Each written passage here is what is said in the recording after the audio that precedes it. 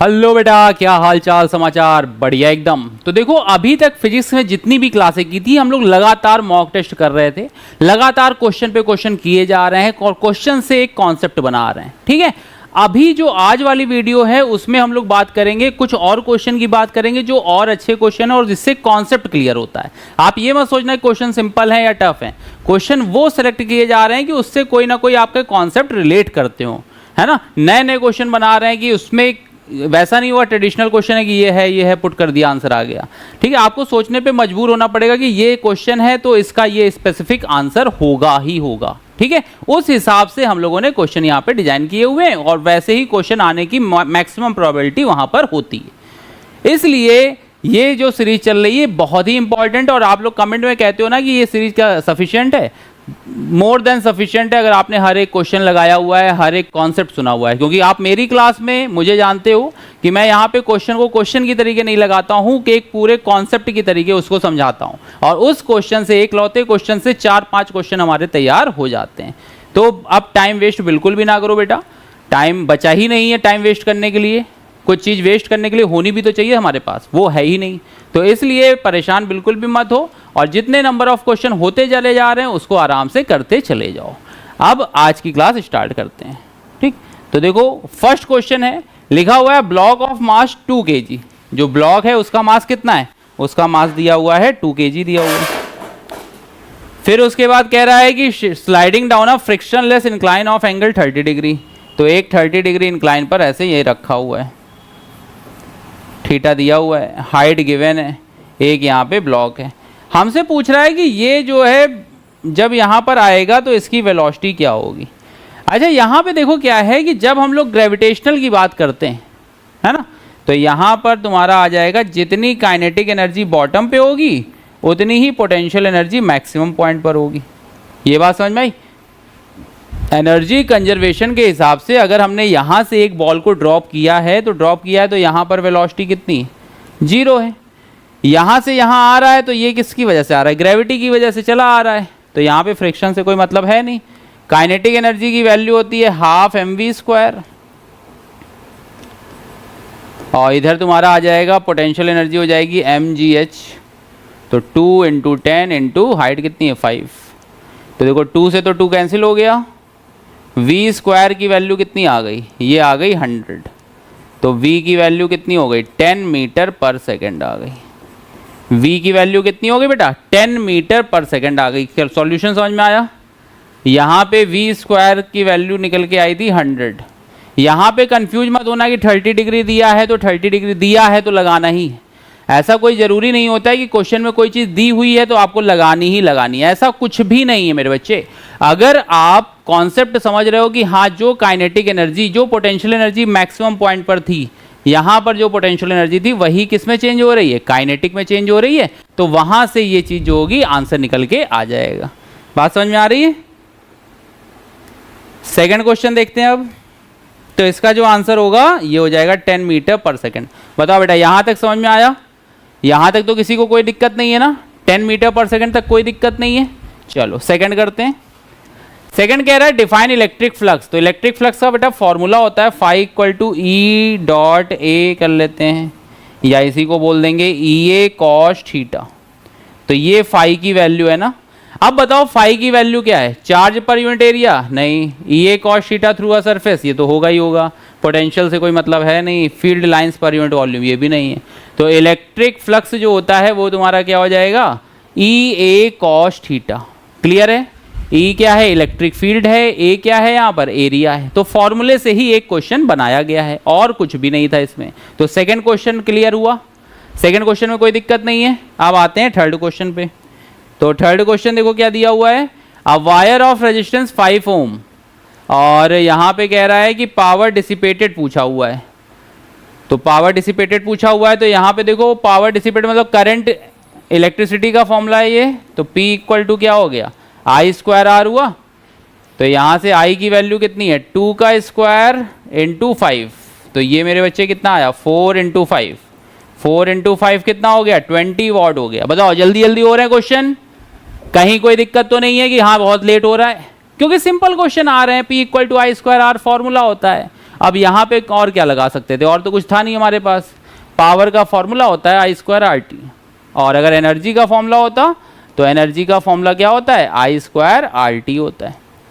तो ये क्वेश्चन आराम से हो जाएगा। बताओ थर्ड क्वेश्चन में कोई दिक्कत है, बताओ बेटा थर्ड क्वेश्चन में कोई दिक्कत है। चलो फोर्थ क्वेश्चन पे आते हैं। लिखा हुआ है state Newton first law of motion. अच्छा, तो फर्स्ट लॉ बेटा यही है, सबसे सिंपल होता है कि if a body is in rest और moving with constant speed then it will remain in its state of motion और rest until and unless an external force is applied on it. कोई भी body rest पर है तो rest पर रहेगी, चल रही है तो चलती रहेगी, जब तक कि उस पर कोई बाहरी एक्सटर्नल फोर्स ना लगाया जाए। यही तो होता है। तो यहाँ पे देख लो every action F equal to M A, तो ये सेकंड है, यहीं पे समझ लो। अच्छा, F equal to M A क्या है, सेकंड लॉ है। एवरी एक्शन एंड रिएक्शन ये कौन सा है, थर्ड है। अब body at rest, stage at rest, energy is conserved, ये तो नहीं है, सी है। तो सी ऑप्शन जो होगा वो इसका क्या होगा, आंसर आ जाएगा। बताओ इसी ऑप्शन में अगर ये पूछा जाता है भैया न्यूटन सेकंड लॉ क्या है, तो सेकंड लॉ के लिए कौन सा हो जाता, पहला ऑप्शन हो जाता।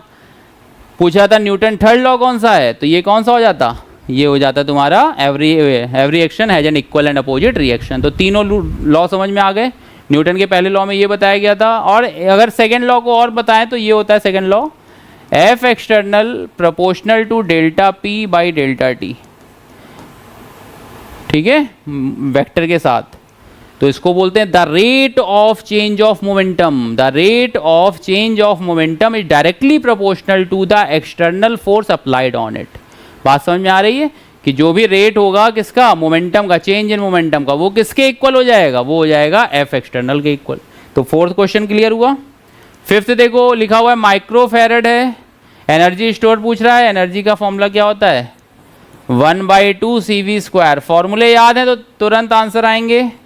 माइक्रो को चेंज करना पड़ेगा, V कितना है 100 का स्क्वायर, तो 100 × 100, तो ये तुम्हारा आ गया 1/2। और सारे आंसर देखो मिली जूल में दे रखे हैं ना, तो यहाँ से तुम्हारा हो गया 10 की पावर -2, और ये तुम्हारा आया जूल में। और जूल से अगर मिली जूल करना है तो 1000 से मल्टीप्लाई करोगे ना, तो ये मिली जूल आ जाएगा, तो 500 आ जाएगा। तो कौन सा हो जाएगा, 500 × 10⁻², तो यहाँ से आ जाएगा 5 मिली जूल आ जाएगा। तो इसका जो है फिफ्थ का ए ऑप्शन करेक्ट हो जाएगा। बताओ बेटा समझ में आया।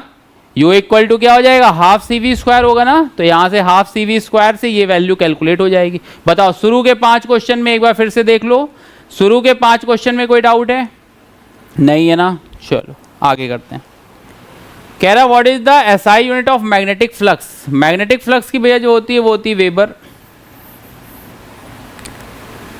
मैग्नेटिक फ्लक्स की बात होगी तो वो होगी वेबर। फाई से दिखाते हैं, फाई का फॉर्मूला होता है BA cos थीटा। तो ये तुम्हारी हो जाएगी वेबर। मैग्नेटिक फील्ड की पूछते तो टेस्ला हो जाती। L यहाँ पे देख लो, इंडक्टेंस की जो होती है कोफिशिएंट ऑफ सेल्फ इंडक्टेंस, तो इंडक्टेंस को हम लोग हेनरी से दिखाते हैं। टेस्ला किसकी होती है, मैग्नेटिक फील्ड की होती है। वोल्ट सेकेंड तो V × T, ये तुम्हारा वोल्ट सेकेंड हो जाएगा। तो सारी यूनिट समझ में आ रही हैं। टेस्ला किसकी होती है, मैग्नेटिक फील्ड की होती है। वेबर किसकी है, वेबर है जो आंसर पूछा गया था किसका था, मैग्नेटिक फ्लक्स का था। फिर उसके बाद हेनरी किसकी हो गई, ये होती कोफिशिएंट ऑफ सेल्फ इंडक्टेंस या self induction, coefficient of self induction कह दें या म्यूचुअल इंडक्शन कह दें, उसकी होती है। और वोल्ट सेकंड तो ये V × T होता है, तो इसका तो कोई वो है नहीं। बात समझ में आ गई। क्वेश्चन नंबर 6 देखो, एक क्वेश्चन था 3 आंसर निकले कि नहीं निकले, 3 क्वेश्चन बने। तो यहाँ पे नंबर ऑफ क्वेश्चन के पीछे मत भागा करो हमारी क्लास में। फिर उसके बाद अ पार्टिकल एग्जीक्यूट SHM कर रहा है, और पूछा गया मैक्सिमम, तो V मैक्सिमम का फॉर्मूला होता है बेटा, V मैक्सिमम का फॉर्मूला क्या होता है, ω/A। तो ये आ जाएगा 2πf × A। अब यहाँ पे वैल्यू पुट करनी पड़ेगी। यहाँ पे देख लो मैक्सिमम स्पीड पूछी गई है, तो ये एंगुलर फ्रीक्वेंसी दी हुई है, यहाँ पे ये ओमेगा ही दे रखा है। ओमेगा की वैल्यू कितनी है, कितनी दी, 10 × 0.1, तो यहाँ से आंसर आ जाएगा 1 मीटर पर सेकेंड। तो ये 1 मीटर पर सेकेंड जो होगा वो इसका राइट आंसर होगा। बताओ बेटा, नोट कर लो यहाँ तक। क्वेश्चन नंबर 7 समझ में आ रहा है?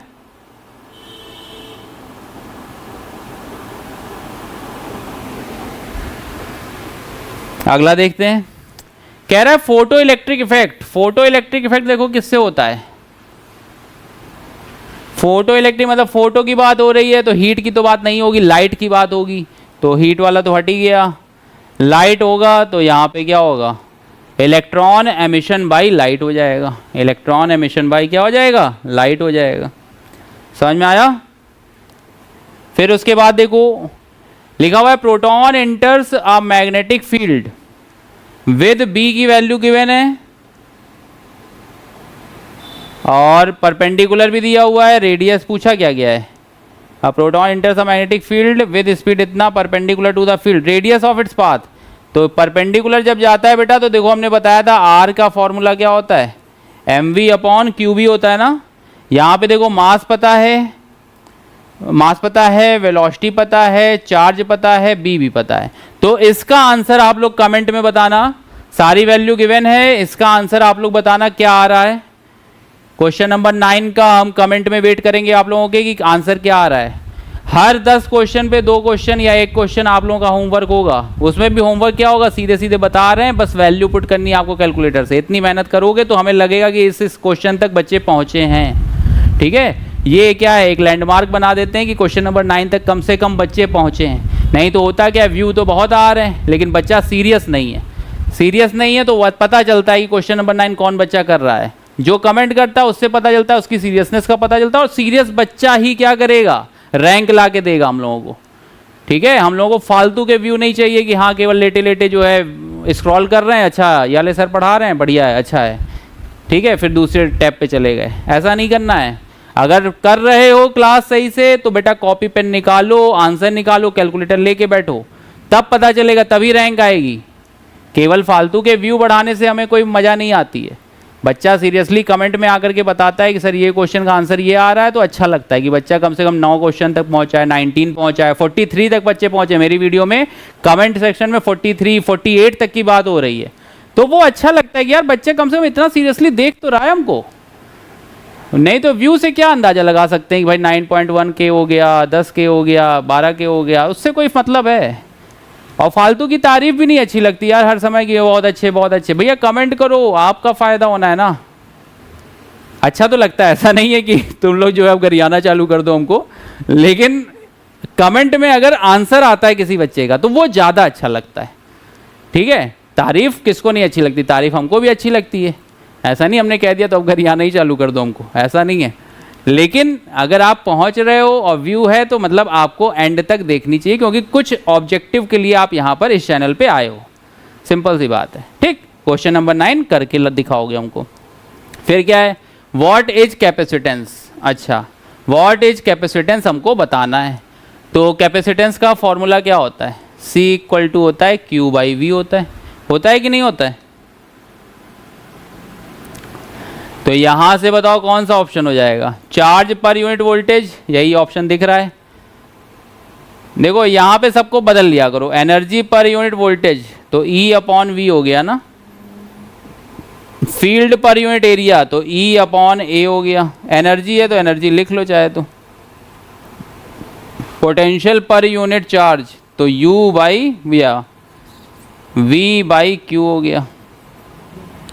तो यहाँ पे कौन सा ऑप्शन सही हो जाएगा, वहाँ पे A ऑप्शन जो होगा वो सही माना जाएगा। क्लियर है, इतना समझ में आ रहा है। तो ये हमारा आंसर आ जाएगा 10th का ये। फिर उसके बाद देखो 11th क्या है, 11th में कह रहा है कि 500 जूल जो है वो एब्जॉर्ब कर रहा है कितने पे, कांस्टेंट वॉल्यूम पे। ठीक है, its temperature rises by 2K, molar heat capacity find करनी है हमको, molar heat capacity. If 1 mole is taken, 1 मोल जो है वो इतना दिया हुआ है। तो बेटा यहाँ पे हमें फॉर्मूला पता होता है Q = NC∆T, CV कर लेते हैं। तो Q = हो जाएगा NCV∆T। तो ये हो गया 500, N की वैल्यू कितनी है 1, CV निकालना है, ∆T कितना है 2 है। ठीक है, इतना समझ में आया। तो यहाँ से CV की वैल्यू कितनी आ जाएगी, ये आ जाएगा 500/2 आ जाएगा। तो ये बेटा ओवरऑल कितना हो गया, 250 हो गया ना। बात समझ में आई, 250 तक आंसर आया।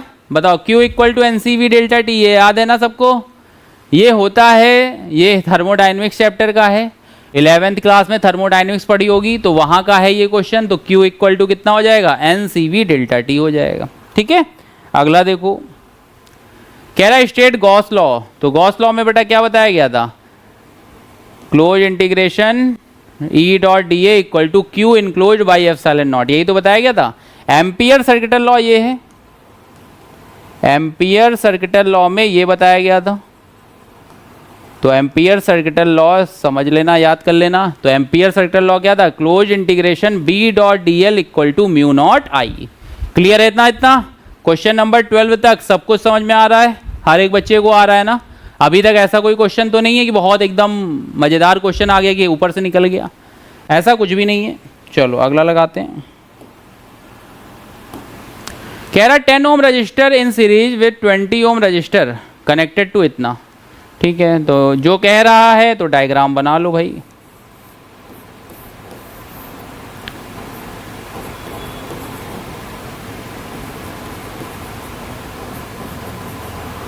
तो यहां पे देखो टोटल रेजिस्टेंस कितना हो जाएगा, 30 हो जाएगा ना।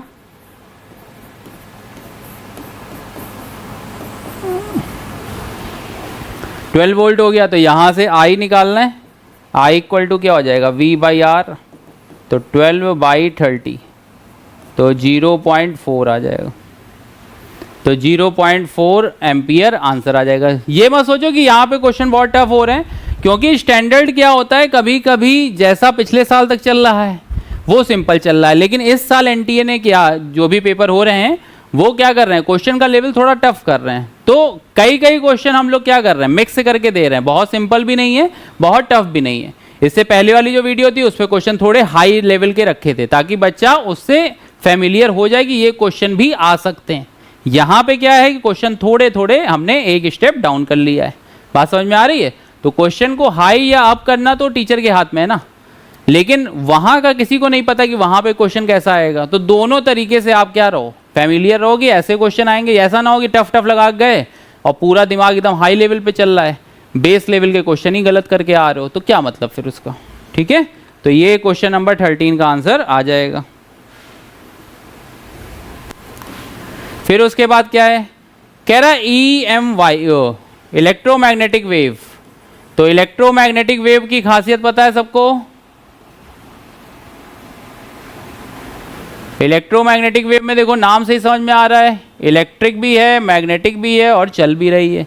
तो E भी होता है, B भी होता है और प्रोपोगेशन भी होता है। तो यहाँ पे वेव ऑफ चार्जेस तो नहीं, कपल्ड हो गया, दोनों होते हैं। और E/B की वैल्यू किसके इक्वल होती है, वो C के इक्वल होती है।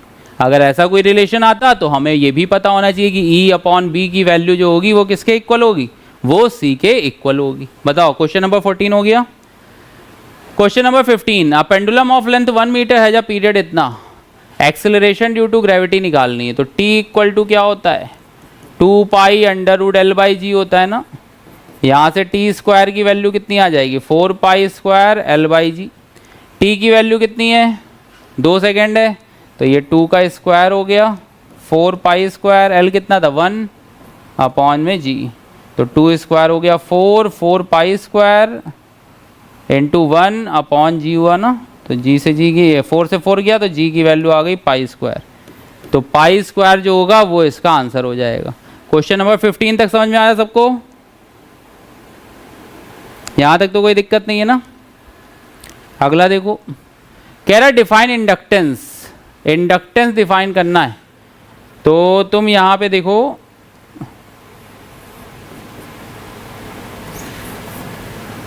N∅ इक्वल टू Li होता है, ऐसे याद कर लो। तो L की वैल्यू क्या हो गई, N∅/I हुई। तो फ्लक्स N तो हो गया नंबर ऑफ टर्न्स, ये याद होना चाहिए ना। N∅ equal to Li, self inductance में यही फॉर्मूला तो आता है।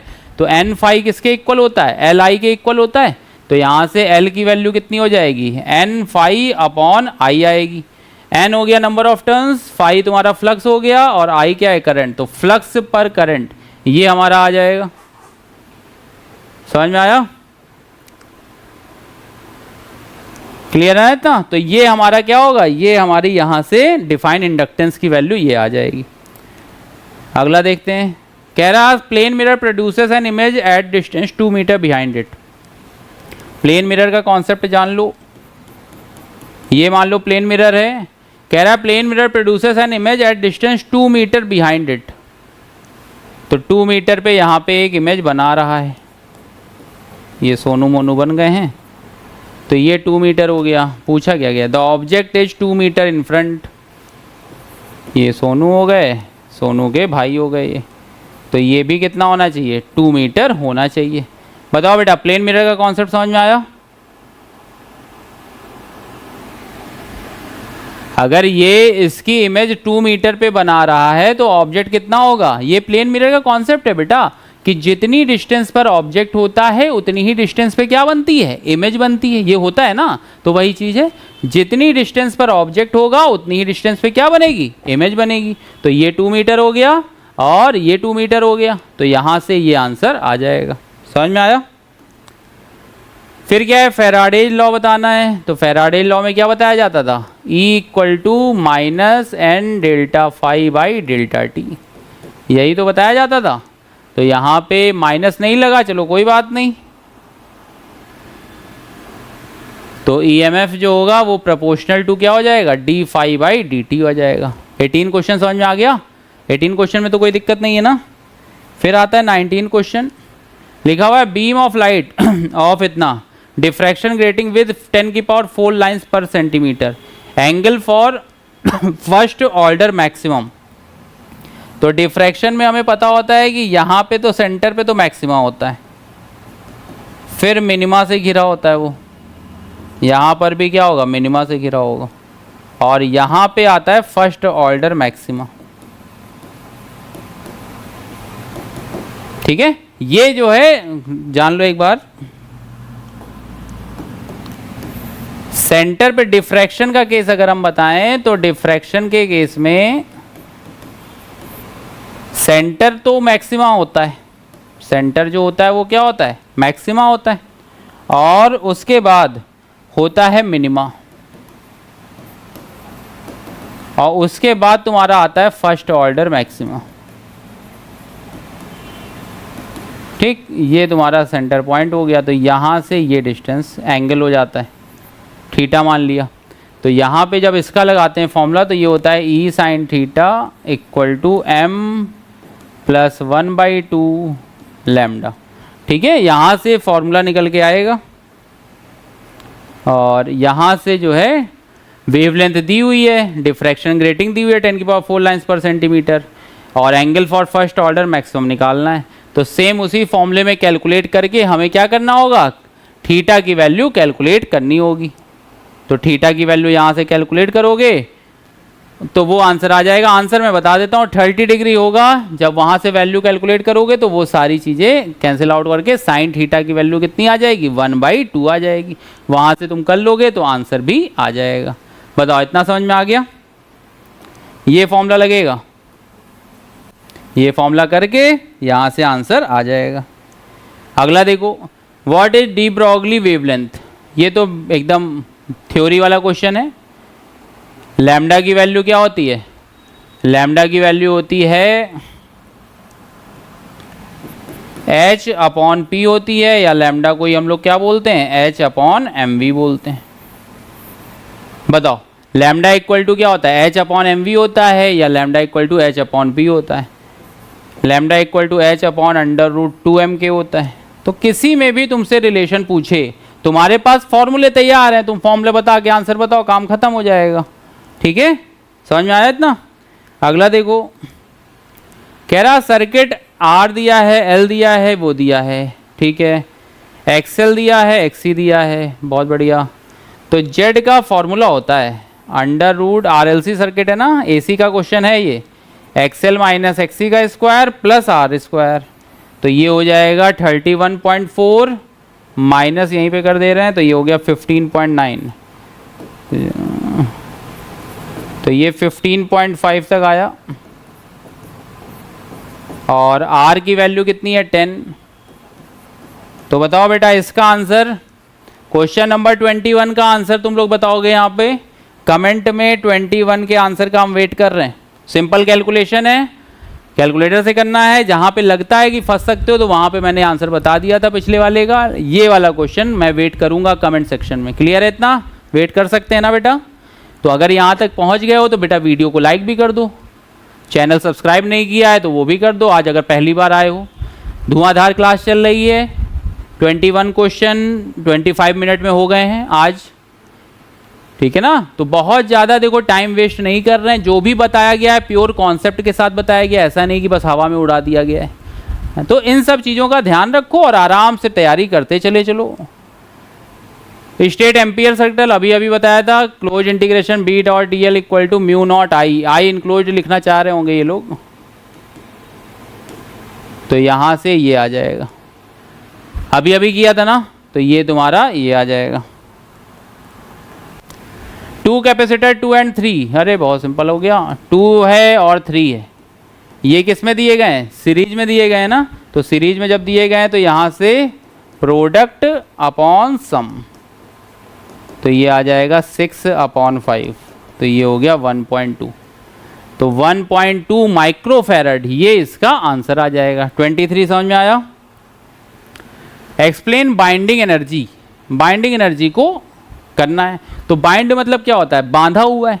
तो हम उतनी एनर्जी दें कि जो बंधा हुआ है वो क्या करे? छोड़ के चला जाए। जैसे तुम हमको देख रहे हो, तो हमने एक एनर्जी से क्या हुआ है? बांधा हुआ है। उधर से कोई नोटिफिकेशन आ जाए, है ना, किसी अच्छे से बच्चे का या बच्ची का, तो तुम मेरी क्लास जो है तुरंत रोक करके उसके नोटिफिकेशन का जवाब देने जाओगे या मैसेज दोगे। तो ये क्या है कि मेरी बाइंडिंग एनर्जी उसकी बाइंडिंग एनर्जी से क्या है? कम है। तो उसने जो एनर्जी दी है उससे हम दोनों लोग क्या हुए हैं?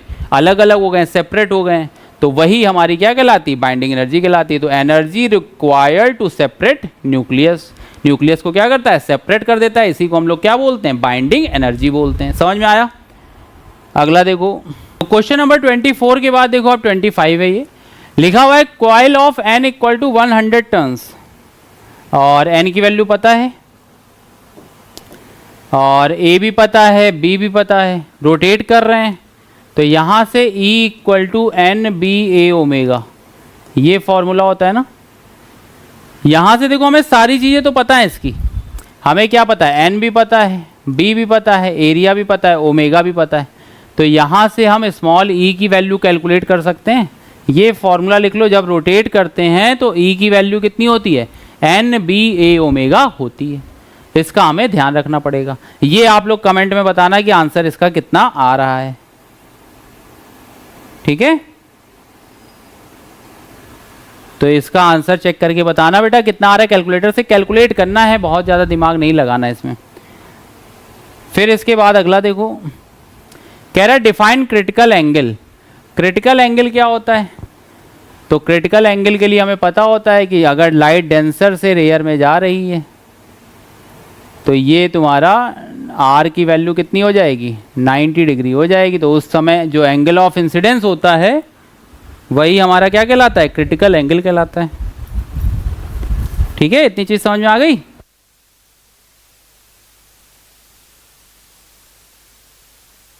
तो ये हमारा क्या हो गया? क्रिटिकल एंगल हो गया। समझ में आया? तो अब यहाँ पे देखो क्या है, पूछ रहा है कि किस में जो है, अच्छा क्रिटिकल एंगल को इस चारों में से बताना है कि किस पे होगा।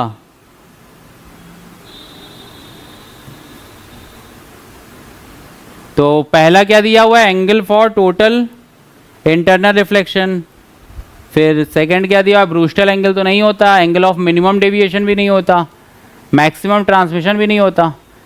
यहाँ पे वो है initial angle of total TIR होना चाहिए। यहाँ पे कोई भी ऑप्शन सही नहीं है वैसे। TIR के लिए क्या होना चाहिए? I ग्रेटर देन C होना चाहिए। समझ लो एक बार, वो वहाँ पे मिस प्रिंटिंग है कुछ। अगर लाइट डेंसर से रेयर में जा रही है, तो डेंसर से रेयर में जाती है तो लाइट क्या होता है? अगर क्रिटिकल एंगल से ज़्यादा पर आए तो TIR हो जाता है। कब होता है? अगर I ग्रेटर देन C हो। लेकिन अगर I इक्वल टू C हो तो उस समय R की वैल्यू कितनी हो जाएगी? 90 डिग्री हो जाएगी। तो अगर I की वैल्यू C है तो उस समय R कितना हो जाएगा? 90 डिग्री हो जाएगा। और उस समय जो डेविएशन होता है वो मिनिमम नहीं होता, वो मैक्सिमम होता है। इतना ध्यान रखना तुम लोग, ठीक है? तो इस चीज़ का ध्यान रखना। फिर क्या है, देखो लिखा हुआ है gas follow PV square equal to constant. जो PV स्क्वायर है वो क्या है? कांस्टेंट है। कह रहा है कि अगर प्रेशर को हम डबल करें तो volume changes by what factor. अच्छा, तो यहाँ पे कर लो, तो P1 V1 square equal to P2 V2 square. तो ये तुम्हारा आ जाएगा P1 upon P2 equal to V2 upon V1 का होल स्क्वायर। अब इन्होंने क्या कहा है? प्रेशर को डबल कर दिया है, तो ये हो जाएगा P अपॉन 2P, ये हो जाएगा V2 अपॉन V1 का होल स्क्वायर। तो ये कैंसिल हुआ, स्क्वायर रूट ले लिया, तो 1/√2 इक्वल टू क्या हुआ? V2/V1 हुआ। तो यहाँ पे कह रहा है किस फैक्टर से हो जाएगा? तो 1/√2 से आंसर आ जाएगा। समझ में आया? तो ये 29 का आंसर हो जाएगा। दिक्कत तो नहीं है इसमें? फिर उसके बाद क्वेश्चन नंबर 30 देखो। 30 में क्या कह रहा है? 30 में कह रहा है एक्सप्लेन हाफ लाइफ। तो हाफ लाइफ क्या होती है? वो टाइम इंटरवल जितने टाइम में कोई भी सब्सटेंस अपनी इनिशियल वैल्यू का आधा हो जाता है। जैसे n0 है तो अब कितना बचेगा? n0/2। फिर अगले हाफ लाइफ में कितना बचेगा? n0/4। तो time for half the initial quantity to decay, ये हो जाएगा। 30 का ए ऑप्शन क्लियर है इतना? तो ये हमारा ए ऑप्शन आ जाएगा। फिर क्या कह रहा है? A charge of 2 microcoulomb placed at the origin. ठीक है, पोटेंशियल निकालना है। तो बेटा पोटेंशियल का फॉर्मूला क्या होता है? KQ/R होता है ना। K की वैल्यू हो गई 9 × 10⁹। Q की वैल्यू क्या होती है? Q की वैल्यू होती है 2 माइक्रोकूलम। और R की वैल्यू निकालनी है, तो R की वैल्यू क्या हो जाएगी? 1 मीटर दे ही रखी है, तो यहाँ से ही कर लो। 9 × 10⁹ हो गया, तो ये 18 × 10³ आया, तो 18 किलो वोल्ट आ जाएगा। सी ऑप्शन जो होगा वो इसका करेक्ट ऑप्शन हो जाएगा। समझ में आया? तो सी ऑप्शन में कोई डाउट है? सी ऑप्शन जो होगा वो इसका करेक्ट ऑप्शन हो जाएगा। 32 देखो क्या है? State Lenz law. तो लेंज लॉ में क्या होता है? लेंज लॉ बताया था हमने तुमको एक दिन कि जिस भी कॉज की वजह से, जिस वजह से तुम पैदा हुए हो उसी का अपोज करो। ठीक है, मतलब अपने पापा मम्मी से ही लड़ाई करने लगो। तो ये क्या होता है? ये होता है लेंज लॉ। तो यहाँ पे क्या है? Induced EMF opposes changes. जो भी चेंज की वजह से वो हुआ है तो इंड्यूस्ड ईएमएफ क्या करे? उसी का अपोज करे। तो ये ए ऑप्शन सही हो जाएगा इसका। लेंज लॉ समझ में आया? इसी में E = जो लगाते हैं वो इसीलिए लगाते हैं, लेंज लॉ की वजह से। और लेंज लॉ जो होता है वो किस पर बेस्ड होता है? वो होता है कंजर्वेशन ऑफ एनर्जी पर बेस्ड होता है। तो देखो लेंज लॉ पे 2-3 क्वेश्चन तैयार हो गए तुम्हारे। ठीक, अगला देखो। बहुत जल्दी क्लास कर रहे हैं बेटा ये, क्योंकि अब जो टाइम है ना, अब उसमें थोड़ा स्पीड अप होना पड़ेगा। शुरू की 1-2 क्लासों में हमने भी आराम से पढ़ाया था, ताकि एक फ्रीक्वेंसी मैच हो जाए हम लोगों की। और उसमें क्वेश्चन भी थोड़े टफ रखे थे हमने, क्योंकि जब टाइम दे रहे हैं तो हमें टाइम का यूटिलाइजेशन भी तो करना है। आज वाली क्लास देखो, आज वाली क्लास में कितने क्वेश्चन हो गए? 30-32 क्वेश्चन हो चुके हैं, और उसके बाद भी टाइम अभी ज़्यादा नहीं हुआ है। फिर देखो क्या है, कह रहा है 200 टर्न्स हैं, रोटेट्स फ्रॉम 0 to 90 डिग्री, और इतना दिया हुआ एवरेज ईएमएफ पूछा गया है। तो E = -n ΔΦ/ΔT होता है। तो ये -n/ΔT तो आ ही गया। डेल्टा फाई तुम्हारा क्या होता है? डेल्टा फाई होता है BA cos θ2 - BA cos θ1। तो -nBA/ΔT कॉमन हो गया, ये बचा cos 90 - cos 0। cos 90 की वैल्यू क्या होती है? 0 होती है, और cos उसकी वैल्यू क्या होती है? 0 की 1 होती है। तो ये आ गया 0 - 1, माइनस माइनस हो गया प्लस, तो E की वैल्यू आ जाएगी NBA अपॉन डेल्टा टी। बताओ NBA upon delta T I. अब सारी वैल्यू बेटा पुट करके आंसर निकाल सकते हो। इस क्वेश्चन के आंसर का वेट करेंगे हम कमेंट में। और अभी तक जिसने वीडियो ना लाइक की हो बेटा, अगर अच्छा लग रहा है तो लाइक कर दो। याद दिलाना पड़ता है, ऐसा नहीं कि हम लोग को याद नहीं दिलाना पड़ता, भूल जाते हो तुम लोग, देखते रहते हो, ध्यान ही नहीं रहता। इतना हाई कंसंट्रेशन बना हुआ है, लेकिन बीच बीच में थोड़ा अच्छा भला कर दिया करो हम लोगों का भी, है ना। एक बच्चे पता तो चले यूट्यूब पे है कोई जिसकी वीडियो समझ में आ रही बच्चों को। अगर समझ में आ रही कमेंट में बता दो, नहीं आ रही है तब भी बता दो, लेकिन कमेंट में क्वेश्चन का तो आंसर ज़रूर बताओ, उसके बाद रिस्पॉन्स बता दो। अच्छा लग रहा है तभी करना, ना लगे तो ना करना बेटा। फिर उसके बाद 33 के बाद देखो, what is photo conductivity. Photo conductivity पूछ रहा है, मतलब कंडक्टिविटी तो हमें पता ही है। अब की बार हमें किसकी बात करनी है, फोटो कंडक्टिविटी की बात करनी है। तो फोटो कंडक्टिविटी में क्या है, लाइट की वजह से जब कंडक्टिविटी हमारी क्या हो जाए, इंक्रीज हो जाए, तो उसी को हम लोग क्या बोलते हैं, फोटो कंडक्टिविटी बोलते हैं। तो ये तुम्हारा बी ऑप्शन जो होगा, conductivity increases under light. Photo conductivity मतलब लाइट की वजह से अगर हमारी कंडक्टिविटी क्या हो रही है, इंक्रीज हो रही है, तो वो हमारी क्या कहलाती है, फोटो कंडक्टिविटी कहलाती है। क्वेश्चन नंबर 34 क्लियर हुआ। 35 देखो, कह रहा है 5 microfarad capacitor is charge 200 volt, ठीक है, then connected across an uncharge इतना, फाइनल वोल्टेज। तो हमें क्या करना है, फाइनल वोल्टेज बताना है। तो V की वैल्यू हो जाएगी C1V1 plus C2V2 upon C1 plus C2। तो C1 क्या था, 5 इंटू 200, अनचार्ज था ना दूसरा, तो 0 ही हो गया, और 5 प्लस 10 तो ये 15 हो गया। तो 5 इंटू 200 अपॉन 15, ये फॉर्मूला होता है बेटा, कॉमन पोटेंशियल का ये फॉर्मूला होता है।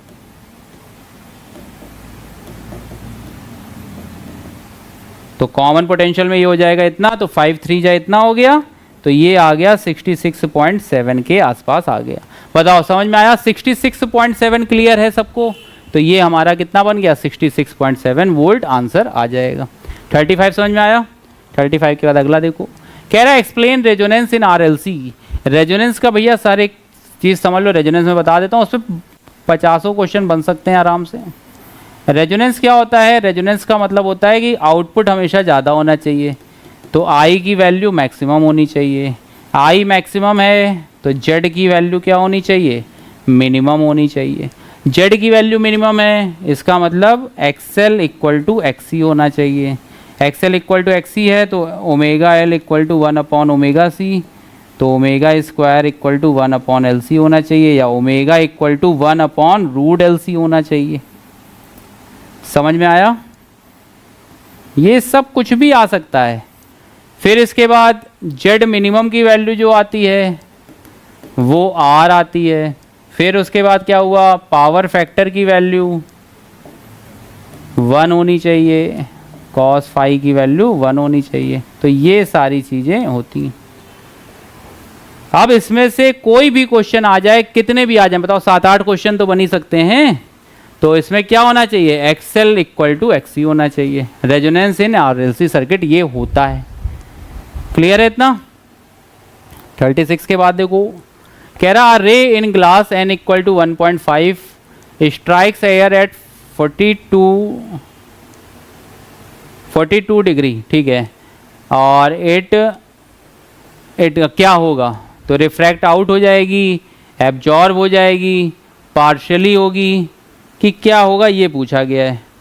तो यहाँ पे देखो N इक्वल टू 1.5 है, तो ग्लास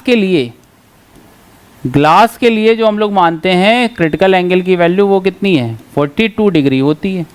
तो अगर लाइट डेंसर से रेयर जाएगी और डेंसर से रेयर जाएगी तो ये तुम्हारा ग्रेज करती हुई चली जाएगी। तो अगर ऐसा कुछ दिया हुआ है तो यहाँ पे R की वैल्यू क्या होगी, 90 डिग्री होगी।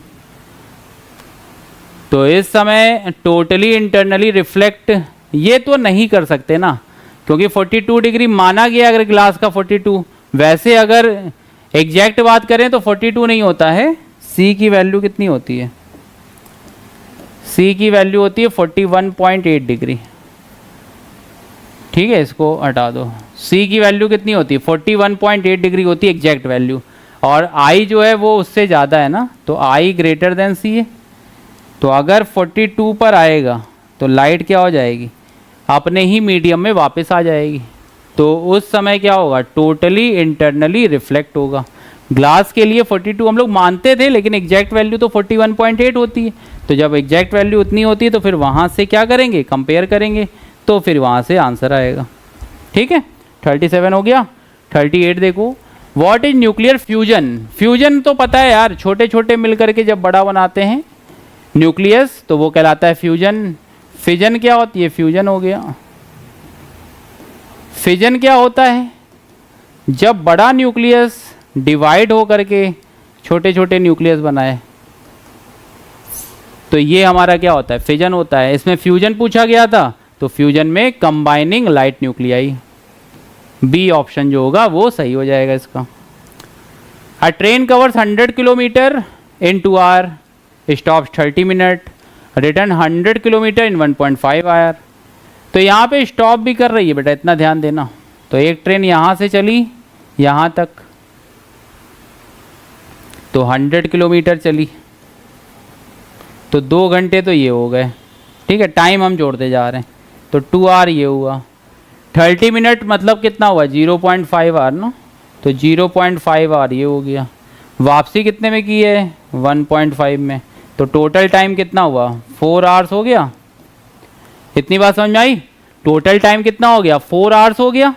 और टोटल डिस्टेंस कितनी थी, 100 गया है, टोटल डिस्टेंस हो गई 100 गया और 100 आया, तो कितना हो गया, 200 हो गया। और यहाँ से हमको क्या निकालना था, एवरेज निकालना था ना, तो एवरेज स्पीड हो जाएगा total distance upon total time. तो यहाँ से आ जाएगा 200/4, मतलब 50 किलोमीटर पर आवर आ जाएगा। देख लो एक बार, यहाँ पे मेन हमें उसका भी ध्यान रखना है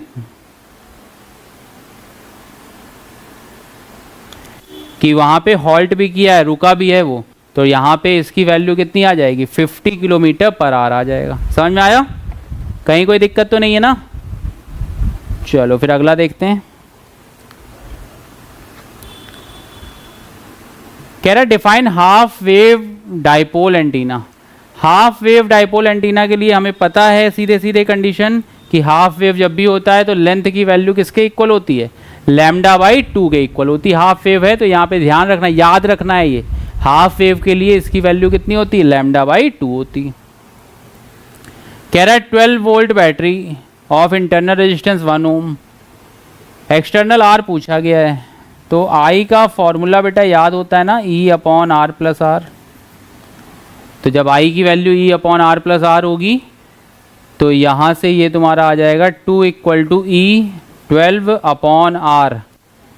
आर निकालना है, प्लस स्मॉल आर की वैल्यू कितनी है 1, तो ये तुम्हारा 6 हो गया। तो R+1 की वैल्यू आ गई 6, तो R की वैल्यू कितनी हो जाएगी, 5 ओम आ जाएगी। ठीक है, तो R की वैल्यू कितनी हो जाएगी, 5 ओम, आंसर आ जाएगा। समझ में आया। लिखा हुआ है एक्सप्लेन गॉसियन सरफेस। तो गॉसियन सरफेस जब बनानी है तो हमें क्या है, surface for Gauss law. Gauss law के लिए जो हम लोग मानते हैं वही तो होती है, तो और इमेजिनरी सरफेस होती है। तो गॉसियन सरफेस क्या क्या होती है, इमेजिनरी होती है।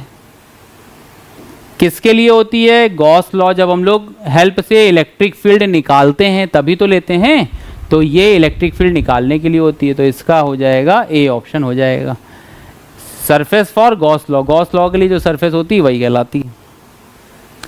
कह रहा है एन आरसी सर्किट, तो ये टाउ की वैल्यू 1/RC होती है,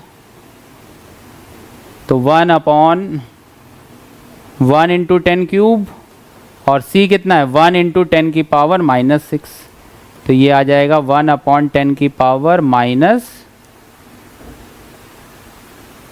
एक मिनट को, हमसे आरसी सर्किट में पूछ रहा है ना, तो आरसी सर्किट में पूछ रहा है तो यहाँ से टाउ की वैल्यू जो होगी वो तुम्हारी कितनी हो जाएगी, C/R बन जाएगी।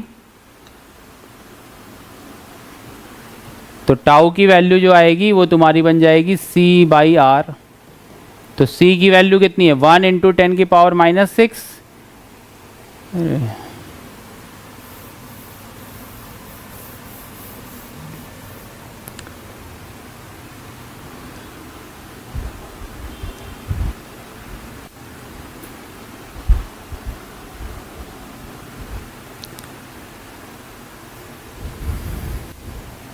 क्या निकालना है, हमें निकालना है टाइम कांस्टेंट। ठीक है, टाइम कांस्टेंट जब निकालना है तो टाइम कांस्टेंट में तुम याद रखो कि टाउ की वैल्यू होती है सी आर, एल आर होती है तब होता है, अगर एल और आर होता है तब 1/LR होता है। तो टाउ की वैल्यू जब सी आर होगी तो ये कितना हो गया 1 × 10⁻⁻6 और 1 किलो ओम है तो 1 × 10³ तो यहाँ से आया 10⁻³ सेकेंड और यही हमारा कितना हो जाएगा 1 मिलीसेकेंड। तो ये आपको याद रखना पड़ेगा। टाइम कांस्टेंट किसके लिए, आरसी सर्किट के लिए ये होता है। ठीक है, तो वहाँ से ये हमारा आंसर आ जाएगा। 43 समझ में आया। What is magnetic dipole moment. तो मैग्नेटिक डाइपोल मोमेंट क्या होता है, मैग्नेटिक डाइपोल मोमेंट का फॉर्मूला क्या होता है, आई × ए होता है। तो आई × ए फॉर लूप हो जाएगा।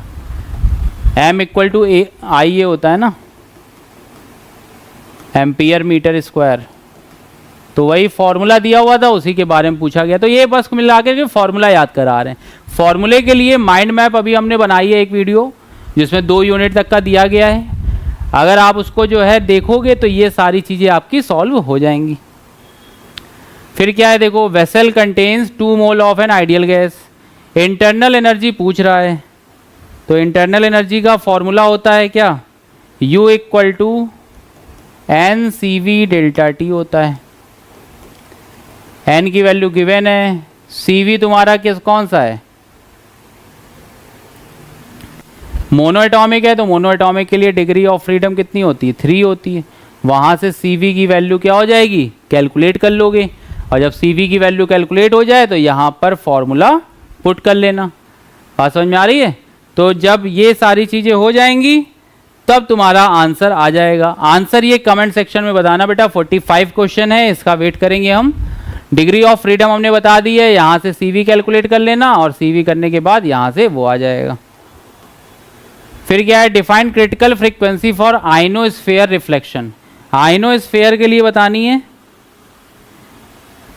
तो क्रिटिकल क्या होती है, हाईएस्ट फ्रीक्वेंसी होती है। तो हाईएस्ट रिफ्लेक्टेड फ्रीक्वेंसी को ही तो हम लोग बोलते हैं क्रिटिकल फ्रीक्वेंसी। ठीक है, तो इसका ए ऑप्शन। देखो ये आइनोस्फेयर वाले क्वेश्चन जितने भी आते जा रहे हैं या जहाँ पर भी मिलते जा रहे हैं वो एज इट इज आप याद करते चलो, क्योंकि अभी इस समय पूरा का पूरा चैप्टर पढ़ाने का टाइम है नहीं। 12th में आप लोगों के सिलेबस में नहीं था, तो इस वजह से क्या है कि आप लोगों को बहुत ज़्यादा डिटेल में नहीं पता है। इसलिए 5-6 क्वेश्चन इसके आएंगे तो वो प्रॉपर आप याद ही कर लो डेफिनेशन के साथ। तो वो उस पर न्यूमेरिकल है नहीं जो बहुत ज़्यादा समझाया जाए, या एक ही क्वेश्चन आना होता है, तो इस वजह से ये होता है। फिर देखो यहाँ पे लाइट वेव है। लाइट वेव की क्या है, वैक्यूम में ई मैक्स की वैल्यू दी हुई है। ई मैक्स की वैल्यू दी हुई है, तो अब हमें क्या करना है, इसकी वैल्यू इंटेंसिटी निकालनी है। तो इंटेंसिटी का फॉर्मूला निकाल करके डायरेक्ट हम लोग पुट कर सकते हैं। तो इंटेंसिटी का फॉर्मूला क्या है, 1/2 ε0 E² करके आ जाएगा।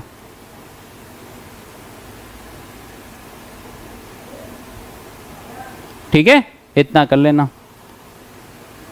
Explain nuclear binding curve peak. Peak पे देखो किसका होता है, आयरन का होता है।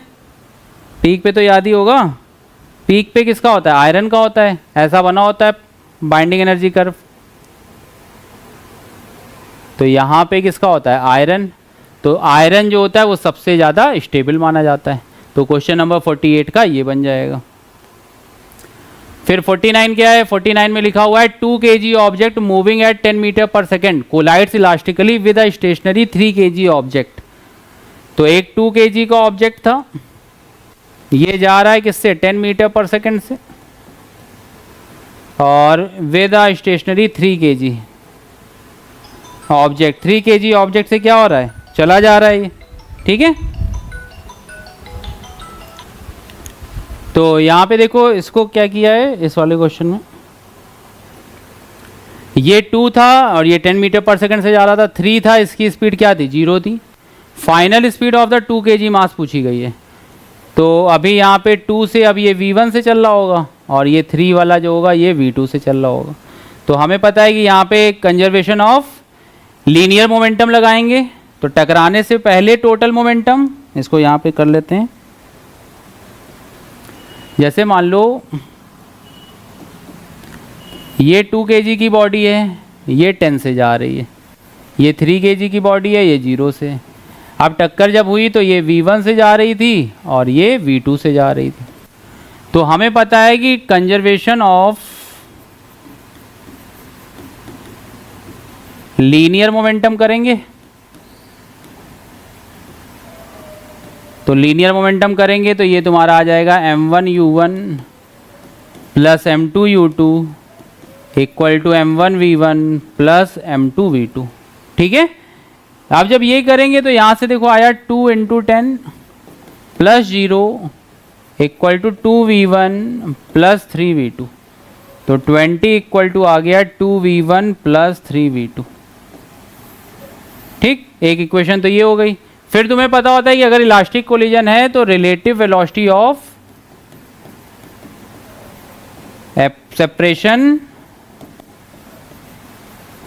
सेपरेशन इक्वल टू क्या होता है, रिलेटिव वेलोसिटी ऑफ अप्रोच।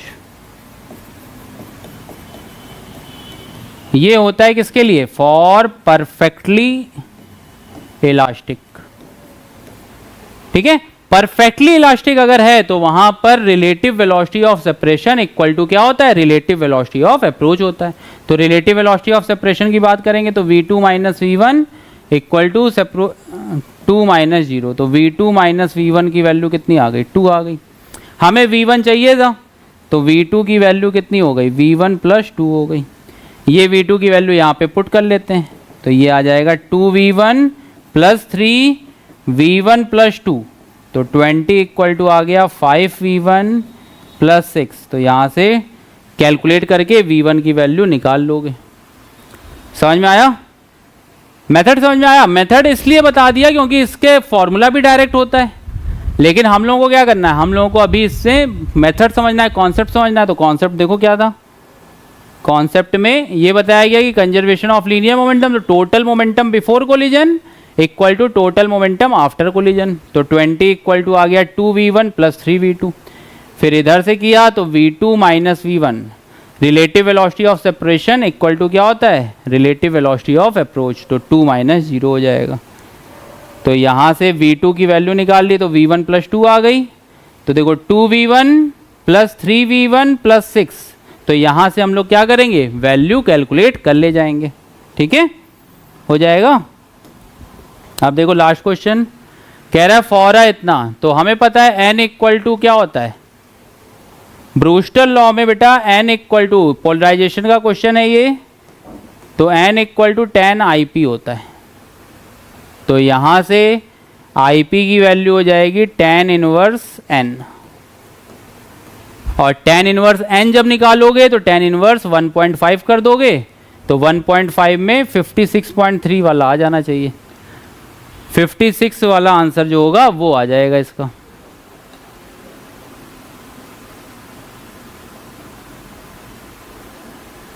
समझ में आया, तो ये चीज होगी इसकी। इसमें एक क्वेश्चन ये देख लो, इसका फॉर्मूला गलत हो गया है 47 का। 47 में बेटा होता है 1/2 C ε0 E²। तो जब यहां से तुम सारी वैल्यू रखोगे तो तुम्हारा ये ए ऑप्शन आ जाएगा। ठीक है, कमेंट में बच्चे बता रहे थे, तो ये इसका गलत हो गया था। तो 1/2 C ε0 E², ये इसका फॉर्मूला होता है किसका, इंटेंसिटी का। तो इंटेंसिटी का जब ये फॉर्मूला होगा तो यहाँ से कैलकुलेट होकर के आ जाएंगी चीज़ें। समझ में आया बेटा। तो बताओ अब ये जो क्लास हुई है पूरे 50 क्वेश्चंस की, इसमें तो कोई डाउट नहीं है किसी को। जो भी डाउट हो या जो भी क्वेश्चन कहे गए कि कमेंट में आंसर देना है, तो हम उसका आप लोगों का वेट करेंगे। अब इसके बाद एक माइंड मैप की आएगी सीरीज, माइंड मैप की सीरीज स्टार्ट कर रहे हैं। उसमें अभी 2 यूनिट का बना करके आपको डिलीवर हो जाएगा, और उसके बाद फिर अगर आपके प्यार आता है, बराबर कमेंट आते हैं कि सर और भी बनानी इस तरीके की, क्योंकि आपके लिए फ्रूटफुल है कि नहीं है उसमें जितना भी पार्ट है थ्योरी का, उसको 1 घंटे में समराइज करके 2 यूनिट की बराबरी कर दी गई है। लेकिन आप उसको 1.25x पे लगा करके देखोगे या 1.5 पे लगा करके देखोगे तो आपका 30-35 मिनट में वो 2 यूनिट आराम से कंप्लीट हो जाएंगी। ठीक है, तो एक बार अपलोड करेंगे, अगर आप उस पर बराबर प्यार देते हो और कहते हो कि सर आगे और बनानी है ऐसी, तो फिर उसके आगे और बनाई जाएगी। तो बेटा तब तक के लिए good bye, take care of you, bye bye.